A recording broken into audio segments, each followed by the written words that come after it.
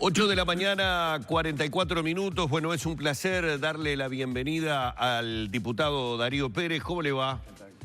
Bueno, un placer tenerlo nuevamente acá. Usted estaba ya presente en el estudio cuando antes en el corte íbamos a la pausa y yo explicaba un poco y me imaginaba, ¿no? Yo que lo he escuchado en una gran cantidad de programas, en emisiones radiales y todo, decía, diputado debe estar diciendo, otra vez voy a tener que explicar por qué es que no estoy de acuerdo, ¿no?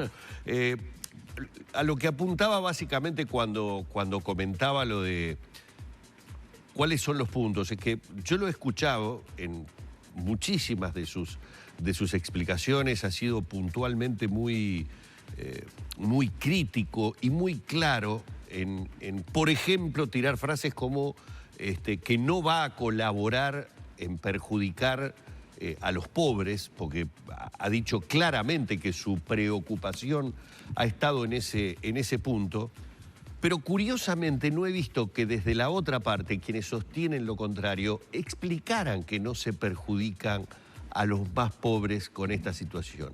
Y es la primera vez que encuentro que hay dos posiciones, pero que una, usted se afirma en eso y lo explica, y de la otra parte no se dice si los soldados, en este caso, que reciben la remuneración más baja, etcétera, etcétera, con este proyecto de reforma se van a ver perjudicados. ¿Usted pudo, en esa reunión que tuvo con el presidente, hablar directamente de eso y decir, mire, acá están los números, voy un poco a lo de la calculadora de Manini, si se quiere, para que la gente entienda a lo que estoy apuntando? ¿Usted lo pudo hablar claramente y decir, esto es notorio para mí que en tal cosa los perjudica? Sí. Primero contarte que yo le pedí una entrevista el jueves al presidente, me fue concedida para ayer. Que fue una muy buena reunión que duró 1 hora, en la que yo necesitaba explicarle lo que tú estás planteando. Para mí era absolutamente claro que había un perjuicio particularmente para los clases y soldados. No es la única cosa que ocurre en los errores o dificultades que tiene este proyecto de ley aprobado en el Senado. También dificulta el retiro a todo aquel que haya entrado con más de determinada edad. Pero particularmente es muy duro eso en el sector de sanidad militar, donde los especialistas, los técnicos, etcétera, etcétera, entran con edades de 30, un médico que se recibe, un nefrólogo, bueno, un anestesista, 10.000 especialidades o técnicos que se reciben. Entonces, para que la gente lo entienda, como tiene una edad de retiro obligatorio, no alcanza a generar la causal jubilatoria. Eso hace, por ejemplo, te cuento que el 70% de los médicos del CTI del militar entraron con más de 34 años. Por lo tanto, no, como están topeados, y eso dependiendo del grado con el que entren. Te cuento, por ejemplo, de una odontóloga que entró con 38 años con el grado de soldado. Quiero que sepan que gana 19.000 pesos. 19.000 pesos, sí, con el grado de soldado odontólogo. En la mano. Exacto. Como entra como soldado, a los 48 se tiene que retirar, según la reforma. Por lo tanto, le afecta notablemente también. Todo aquel que haya entrado con más de... Si no entraste con la edad ideal de 18 y algún añito más, llega el momento y no te puedes jubilar. Claro, se hablaba de los 26 años como la edad... Sí, capaz que un poquito límite más, pero ahí, en la vuelta. Pero además, esa es una de las situaciones. Pero además, tanto la reforma como la etapa de la transición genera la pérdida de algunas componentes que tiene el retiro de todos los soldados y los oficiales, pero particularmente muy duro en los soldados y los clases. A ver si yo puedo ser... Porque mira que tuve que estudiar mucho para poderlo entender. Sí, es muy complejo, Sí. porque además, por lo que vemos, no diría que es caso a caso, pero hay que estudiar que hay situaciones puntuales que son muy injustas. Hay situaciones disímiles. Entonces, actualmente, un soldado cuando se va a retirar tiene el 100% por el haber básico de retiro, una cosa que se llama comparativa, que yo la voy a situar en alrededor de 7.000 pesos, y una por el grado inmediato superior, que es unos 1.000 pesos más o menos, que cuando tú, que en los grados menores las diferencias son de 1.000 pesos, más o menos 1.500 pesos. Ajá. Estamos hablando de eso entre un soldado de primera, un soldado de segunda, un cabo. Entonces, tanto en la reforma como en la transición, es la comparativa y el grado inmediato superior, que en este caso es muy poquito, desaparecen. Desaparece.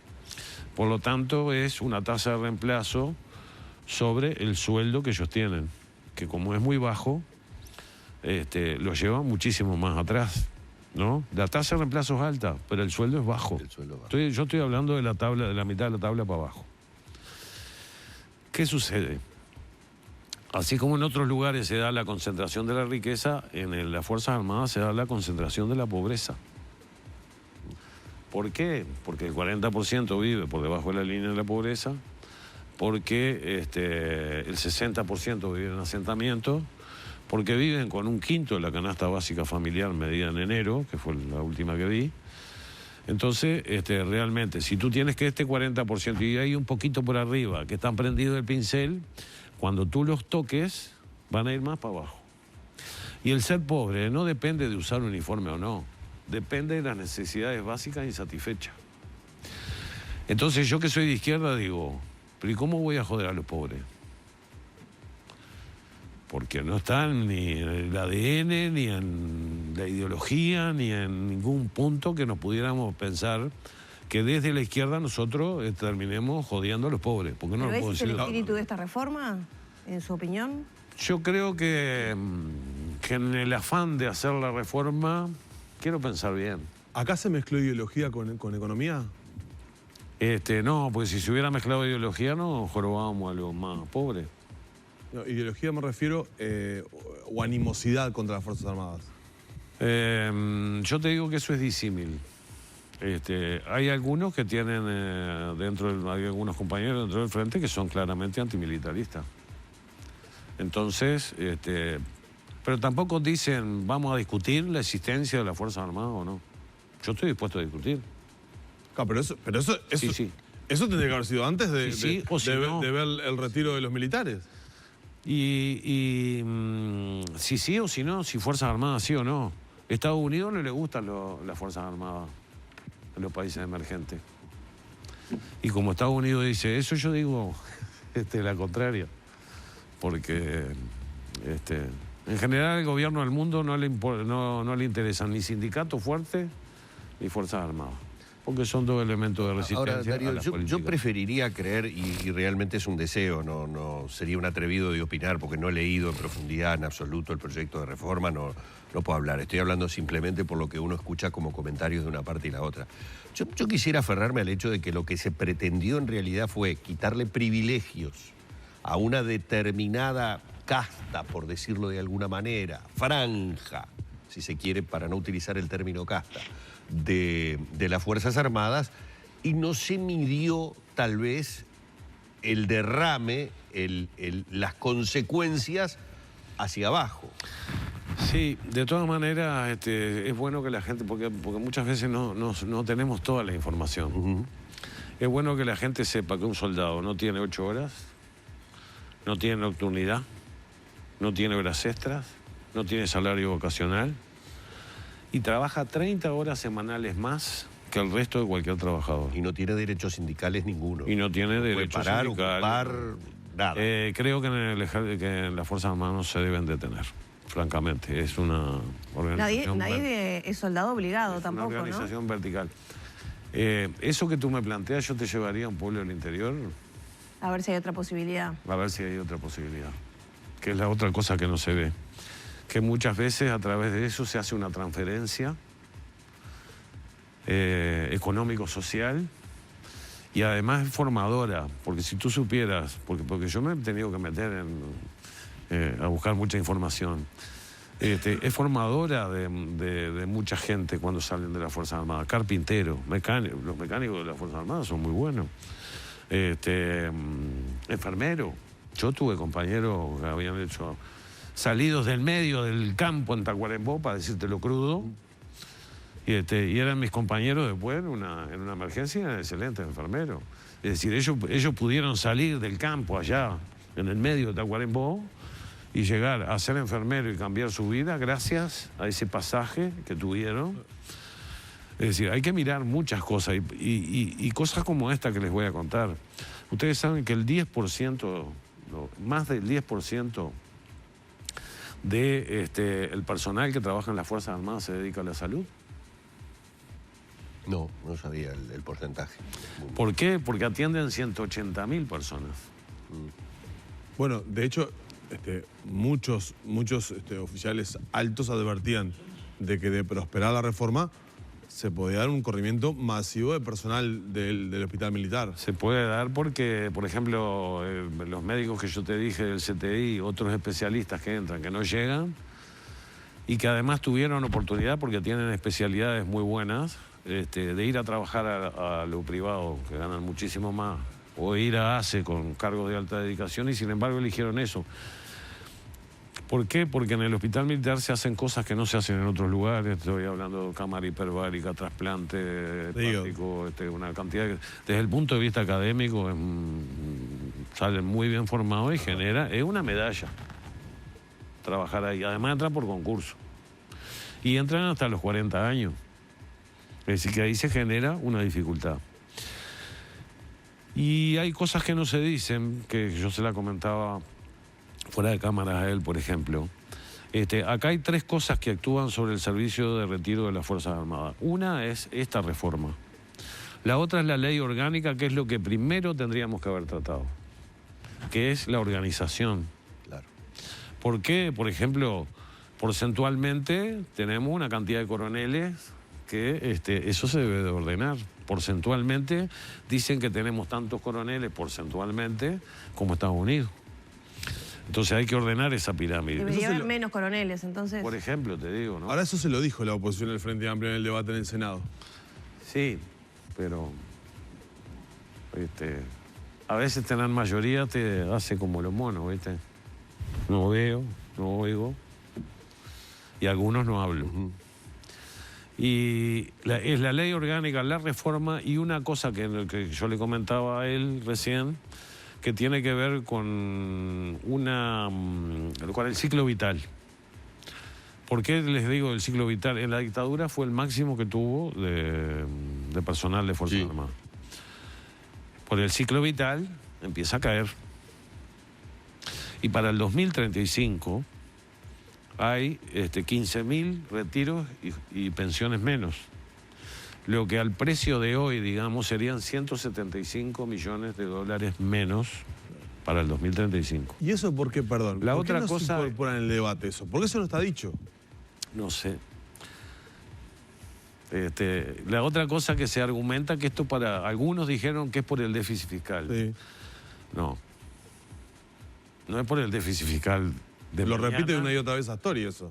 No es por el déficit fiscal de mañana, no es por el déficit fiscal del 2025 y no es por el déficit fiscal del 2030. ¿Por qué? Porque es a partir de ese momento en que mínimamente empieza a dar resultado la reforma. Y es recién en el 2040... Claro, está bien lo que está razonando. Es recién en el 2040 cuando... Claro, no acomoda nada ahora hasta que realmente, exacto, hasta que realmente se vaya dando el proceso natural y recién ahí se van a ver los resultados de esto que se está haciendo ahora. Sí. Entonces aparecen estas 3 cosas que actúan sobre el servicio de retiro para equilibrarla. Las tienes que tener en cuenta todas. Si solamente estás mirando el árbol y no estás mirando el bosque. Entonces, le decía ayer al presidente... ¿Pero no está mal que haya una reforma a largo plazo para mejorar las finanzas del país? La reforma siempre tiene que ser a largo plazo. Por eso, pero déjame, no veo la dificultad en que... Déjame plantearte esto. Todo lo que atañe a la seguridad social, y yo pienso que también a las Fuerzas Armadas y quizás a otras cosas que tengan que ver con el Estado, necesariamente tú tienes que acordar con la mayor cantidad de gente posible. Cosa más muy allá difícil de en tu este partido. país, ¿no? ¿Por qué? Y porque yo te voy a decir, por ejemplo, la discusión en el Senado, el senador Larrañaga dijo, bueno, sáquenla. Si para dentro de un año van a haber mayorías diferentes. Y se la cambiamos. ¿Me explico la importancia Claro, que tiene? Tiene que ser un compromiso que sea mucho más amplio para que esas cosas no puedan suceder. No se puede estar modificando Cada un año. de acuerdo o a cada la 2 cuestión años. electoral. Ni que hablar. Es Entonces, totalmente razonable. la idea es, esa fue yo pienso que nuestra primera equivocación, o de quienes lo llevaron adelante. Tienes que tener un mínimo denominador común con todas las fuerzas políticas, porque el déficit fiscal no es del Frente Amplio. Y el déficit del servicio de retiro es de la República. Y si mañana viene otro gobierno, se va a topar con el mismo déficit. Y que quede claro, vamos a tener que pagar de aquí al 2030 lo que haya que pagar en servicio de retiro. No va a actuar la reforma en ese lugar.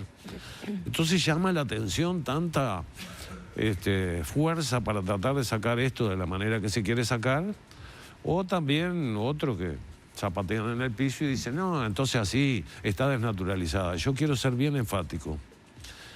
Ni nosotros planteamos 25 cambios, como dijeron algunos, ni 20. Son 3 ejes fundamentales que tienen que ver con poderse jubilar o retirarse, la cantidad de años, con afectar lo menos posible a los clases y soldados en esta reforma, y más o menos se reduce a esas 3 cosas. ¿Es negociable?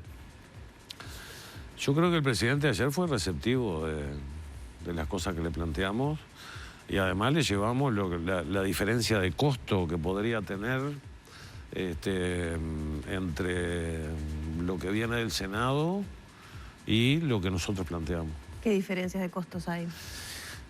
No tengo la tabla aquí, pero voy a tratar de decírtela de memoria porque he estudiado tanto esto. Mira que... Son unas cuantas planillitas en Excel que son difíciles de interpretar. Unas cuantas planillas. Pero en millones de dólares sería en el 2029 1.900.000, en el 2030 2.300.000, en el 2000 y así sucesivamente hasta subir a la parte más dura, digamos, es allá por el 2040, que son unos 30 millones.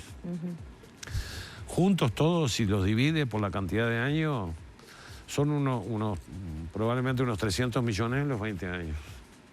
Para el Estado es poco. Para el bolsillo del soldado que vive y que está por debajo del nivel de la pobreza es muchísimo. Yo te lo voy a resumir en esto. Más o menos 8.000 pesos dividido por 30 días son 4 platos de comida. Es clara la gráfica, la descripción. ¿Y qué dijo el presidente? Bueno, yo creo que fue receptivo. ¿Qué dijo? Lo que pasa es que acá hay muchos actores. Pero, a ver, ¿qué es ser receptivo? ¿Quedó en algo? ¿Quedó...? Yo, para ser franco, yo no me he reunido muchas veces con el presidente. Soy un indio medio lejano. Nunca he estado muy cerca del poder, digamos, ni de la mesa chica. Pero bueno, uno... Bueno, pero se la rebusca, ¿no? Porque finalmente lo recibió el presidente. Uno percibe cosas, humanamente percibe, que fue receptivo y que cabe la posibilidad de que podamos llegar a algún tipo de acuerdo. Pero hay muchos actores en esto.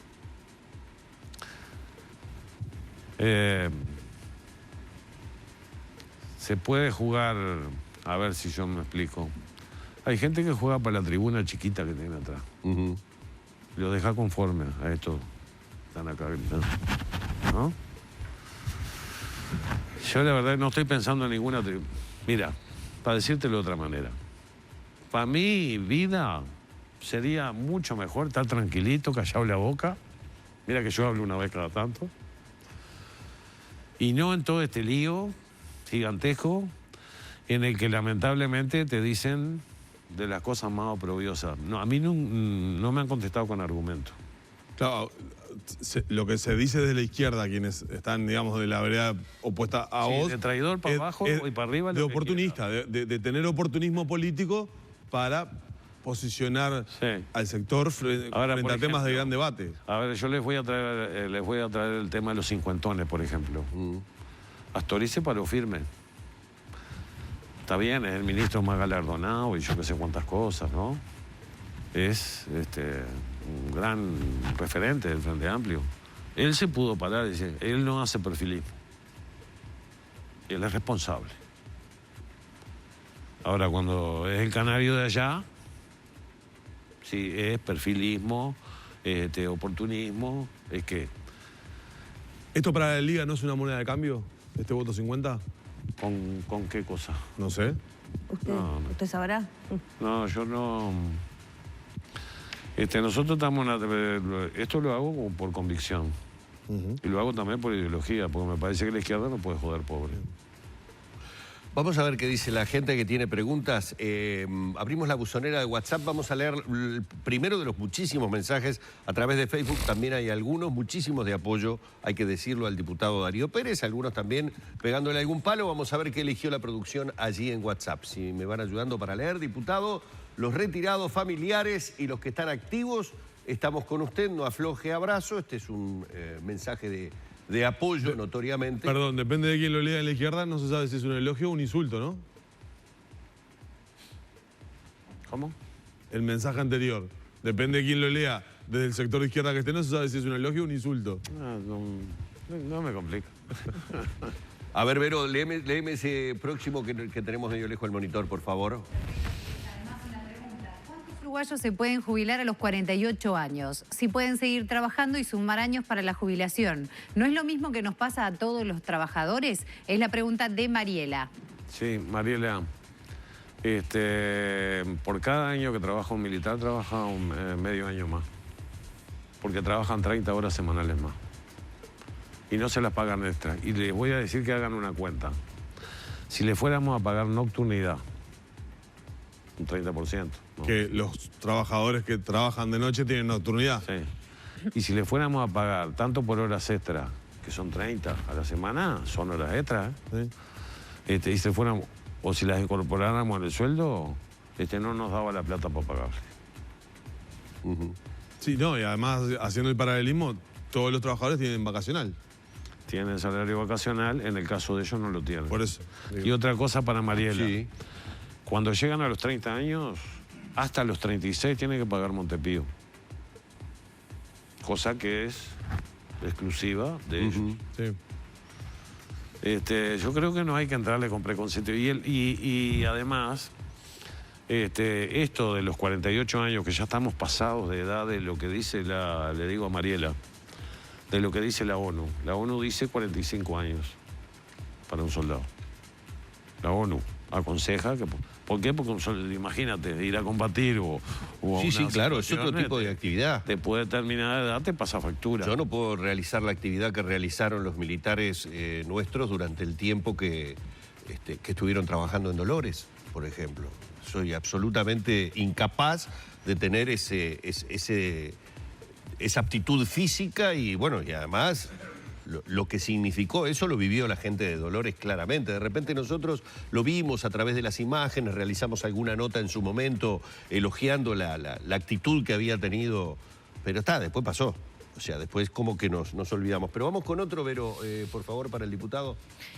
Lo vamos viendo en pantalla, otra pregunta. ¿Y los 500 millones de pérdidas, quién se los lleva? Pregunta Evis.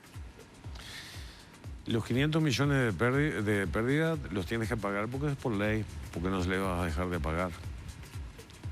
Lo que puedes ir, que es a través de la reforma, es ir tratando de mejorando esto. Pero este déficit viene de la época de que gobernaba la coalición del Partido Colorado y del Partido Nacional. Se fue haciendo más importante a través del tiempo por varios fenómenos. Primero, la relación activo-pasivo. Claro. Murro dijo que se multiplicó por 10 en los últimos 10 años, 15 años. Es por la relación activo-pasivo, que ha caído notoriamente, y también porque las jubilaciones aumentan por la Constitución de determinada manera y los sueldos aumentan de otra. Y también es bueno que la gente sepa que tanto los aportes patronales como los aportes, en este caso del Estado, como de los soldados, son menores que en cualquier otro lugar, ¿no? 15%. Por ejemplo, en la caja bancaria es 25%, el Estado aporta 25%. Hay una diferencia. Importante. Vamos con el último de WhatsApp, Vero, por favor.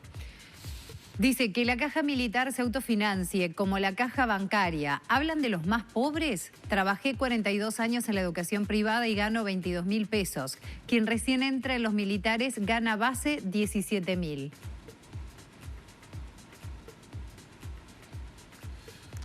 Yo creo que la pelea no debe ser entre pobres o entre los que ganan poco. Claro, lo que pasa es que en todo esto también estamos hablando de jubilaciones, algunas de 150.000 pesos, y no todos los que están dentro de las Fuerzas Armadas tienen ese desempeño ni cantidad de horas, desempeño físico me refiero, ¿no? Y ahí le pregunto, los oficiales de más alto rango, ¿tienen las mismas condiciones y qué peso tienen en las jubilaciones y en este déficit que estamos hablando? Según la reforma, van a quedar topeados en 110.000. Y con un 85% de tasa de reemplazo, pero yo les pido que vuelvan a pensar en todo lo que no pagamos, en todo lo que no le pagamos. Porque si le fuéramos a pagar todo por lo que trabajan, sus sueldos serían altísimos. Y capaz que no estábamos hablando de tanto problema de déficit. Y el servicio de retiro es un servicio de retiro y es deficitario en todo el mundo. Quien lo quiera hacer, el BPS deficitario. La caja policial son 175 millones de dólares. El BPS también es deficitario. En general, las seguridades sociales son casi todas deficitarias. A la reforma, a los bancarios hubo que hacerle una reforma. Son organismos que no buscan renta, ¿no? No buscan renta. Las cajas profesionales, la caja, todos están empezando a tener el notariado, todos empiezan a tener dificultades y algunas de ellas pueden directamente hacer inversiones, cosa que no es el caso del servicio de retiro. Excepto en algún país en que el Ministerio de Defensa tiene empresas, es deficitario en todo el mundo. Digo, para quien se quiera plantear que no exista déficit, ¿no? Claro. Diputado, tengo que serle muy sincero, hay mensajes que dicen excelente lo que dice el diputado Pérez, hizo lo que debe hacer un político, investigar y ser objetivo. María Graciela Rodríguez dice eso. Todo lo que dice es una gran verdad. No es por el déficit fiscal, es achicar todos los medios de seguridad. Esto también es la creencia de un sector de la población, ¿no? Obviamente no de toda la población, que ve muchas veces en el partido de gobierno la tendencia o la intención o la intencionalidad, debería decir acá, de tratar de achicar todo lo que tenga que ver con el tema seguridad. Digo que allí se mezcla un poco también lo que sucede con el Ministerio del Interior, las críticas que la gente realiza a la falla que se le endilga al Frente Amplio en cuanto a la resolución de los problemas de inseguridad. Y hay una tendencia, hay un sector de la población que cree que el Frente las cosas las hace para como debilitar el aparato de seguridad del país. Bien, en el esquema que tenemos actualmente y que creo que, no sé cómo, o por lo menos en el espectro político, es que las Fuerzas Armadas no se dedican a la seguridad interna, ¿no? Excepto en la tarea de guardia cárcel, de guardia perimetral. Así que, y por el contrario, el Ministerio del Interior ha crecido enormemente en efectivos y en armamento y en dispositivos y en cantidad de cosas. O sea que me parece que no se da. No va por ahí. Que no va por ahí. ¿Ha tenido algún contacto con jerarcas de las Fuerzas Armadas? De hecho, con el comandante hoy bajo arresto todavía, ¿no? Tiene 30 días de rigor. Exacto. No, yo no me reúno con militares activos porque tendría que primero pedirle permiso al ministro de Defensa. Ajá. Pero cuando le digo contacto, no estoy hablando de una reunión, sino de repente algún tipo de contacto que le hicieran llegar. Yo no te voy a negar que por una cuestión seguramente que por médico, he tenido contacto con algún médico que trabaja en el hospital militar que me explicaba la situación. La situación. Pero la última vez que un comandante jefe del ejército se reunió con un político, marchó, fue el caso de Díaz, ¿no? Sí, no recuerdo. Fue removido. Sí, por pero Azucena Berruti. Sí me he reunido con retirados que me aportan mucha información. Y también he buscado información porque yo no quiero entrar con preconceptos sobre el tema. Si es por las cosas que me pasaron a mí, tendría que votar la reforma con las dos manos. ¿Y con los comunistas habló? Porque los comunistas dicen que ahora si se altera un poco este proyecto no tiene razón de ser, hay que dejarlo para la legislatura que viene. Me parece una actitud infantil, porque no es esa la forma. Me gustaría más que contrapusieran a las cosas que yo le estoy planteando, pero me parece un desnorteo.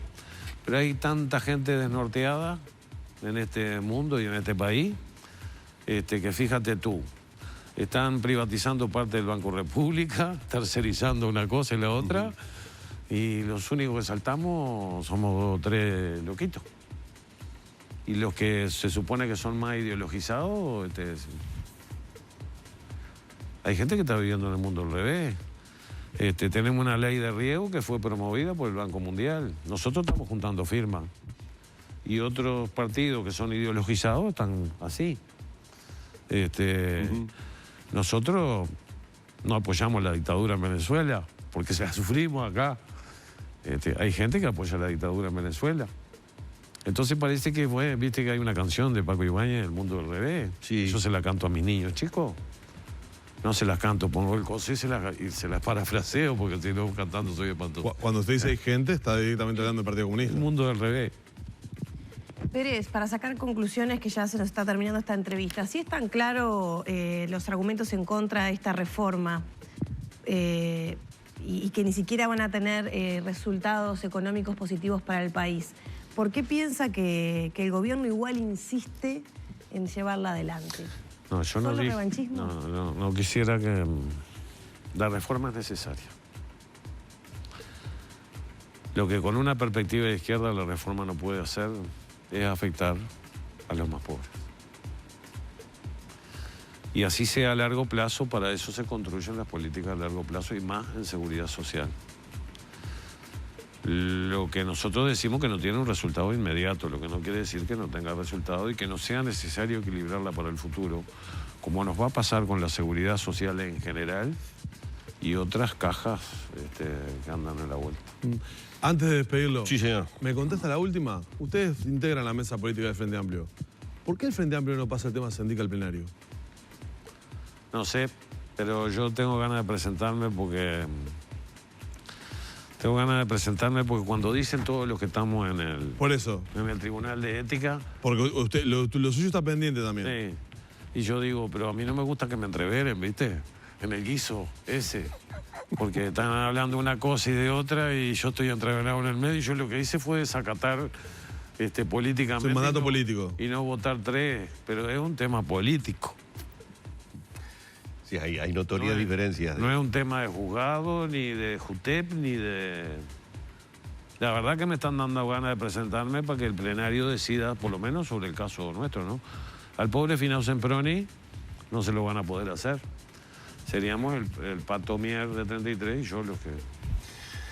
Diputado, muchísimas gracias por estos minutos. gusto. Ha sido un placer tenerlo aquí en la mañana. Gracias a todos por la enorme cantidad de preguntas. Como decimos siempre, cuando muchas de los mensajes son simplemente opiniones, obviamente aquellas descalificadoras, entendemos los enojos que determinados temas pueden generar, pero no podemos ser la caja de resonancia de eso. Agradecemos la audiencia, entendemos los enojos que pueda haber, pero le trasladamos preguntas al diputado Lo Pérez. tendríamos sentado hasta mañana respondiendo si No, porque le también trasladamos todo. tiene las a favor, pero cuando vienen las en contra y llegan en determinado tono, me parece de orden transmitir las preguntas. Si nada tiene más. argumento, no hay problema. Ahora, un argumento no puede ser